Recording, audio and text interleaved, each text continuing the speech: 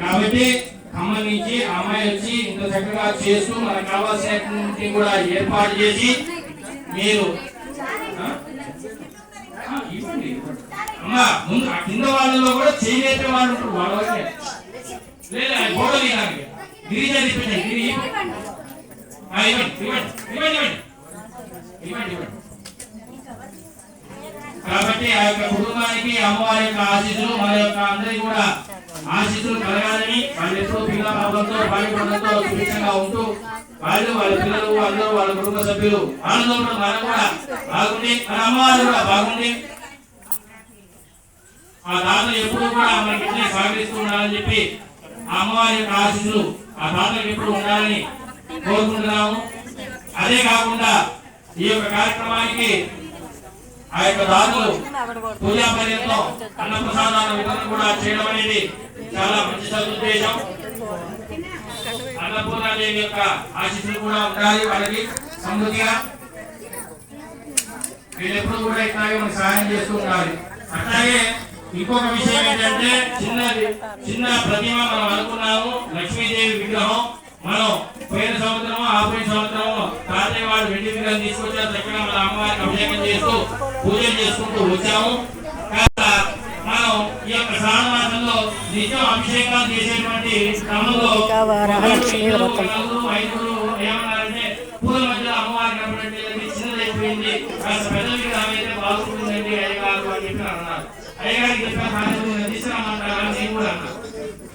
మీరు చెప్పిస్తే మాకేం పోవాలంటే మీరే ఎంత ఇస్తుందో చెప్పండి, మీరే మంచి చూడండి, మేమే ఇస్తామని దాతలు ముందుకు వచ్చారు. అందులో మొదటిగా పేరు ప్రకటించిన వారు మీ అందరికీ సన్నిహితుడు. ఆ యొక్క పేరు ఏంటంటే మీకు రోజు కూడా గడవకుండా అందించిన వాడు ఎవరితో ఏలేటి శ్రీనివాసరెడ్డి గారు.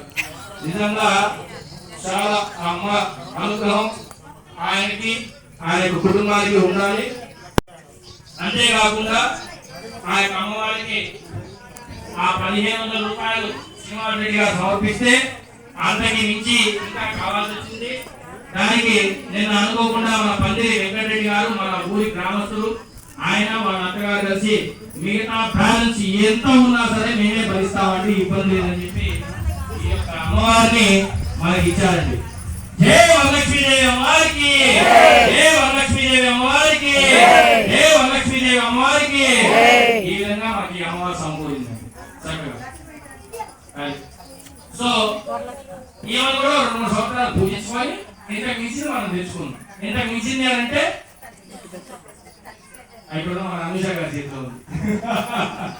నిజంగా అండి, ఎందుకంటే అభిషేక్ గారు ఈ విధంగా వీలిచ్చినట్టుగానే ప్రతి శుక్రవారం చీర కట్టించే వాళ్ళు ఉన్నా లేకపోయినా వచ్చినా రాకపోయినా వాళ్ళ సదుద్దేశంతో ఆ యొక్క అనుజ గారి దంపతులు ఇద్దరు కూడా పూల కొట్లో మీకు దండ తీసుకెళ్ళండి ప్రతి శుక్రవారం, అది ఎంతనైనా పర్వాలేదు మాది పూజి నేను కట్టుకుంటానని చెప్పి ఆ కొట్టు దగ్గర చెప్పి ప్రతి శుక్రవారం నాకు అమ్మవారికి కావాల్సినటువంటి పూలదండ, పూలు, విడిపూలు ఏ దండ కావాలంటే దండ తీసుకెళ్తూ ఉన్నా కూడా వాళ్ళ సదుద్దేశంతో వాళ్ళు కట్టుకుంటూ వస్తూ అమ్మవారికి నిత్యం వారి యొక్క ఆదరణాభిమానంతో వారి యొక్క అన్నదండతో అమ్మవారికి కూడా మంచిగా అలంకారం ఉంటుందన్నమాట.